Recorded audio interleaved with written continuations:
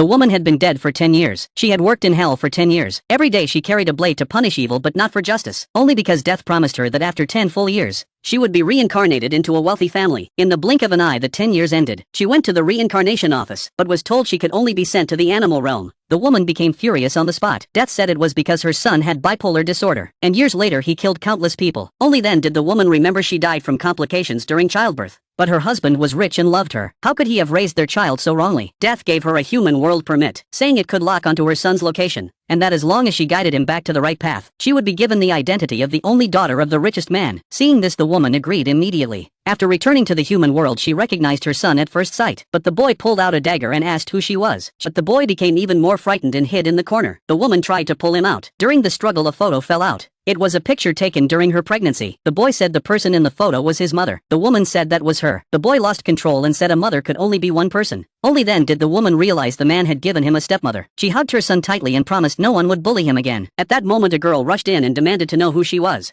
The woman said she was the boy's real mother, but the girl said his real mother had died long ago and tried to drive her away. The girl raised a ruler. The woman grabbed it and knocked her down in one move. She hit her while teaching her son a lesson. After finishing, she told her to go call someone. At that moment, the man was staring at a photo in a daze when he suddenly received a phone call. The girl cried and said there was a crazy woman at home hitting her, and that the child had been frightened. After hearing this, the man rushed back immediately. Meanwhile, the woman went to wash her hands but found there was no water. The towel was dirty and old, and the toothbrush was never replaced. Even the shampoo was unsuitable. She angrily questioned her son. Only then did she learn he could not even use water freely. The woman's anger instantly reached its limit. The girl rushed in again, trying to drive the woman away. At that moment, the old butler appeared. She recognized the woman at first sight and immediately knelt down, saying the madam had returned. The girl refused to believe it and said she was an imposter. The old butler pointed out a scar to prove her identity. The girl still insisted on driving her out. At the critical moment, the little boy stood in front of the woman.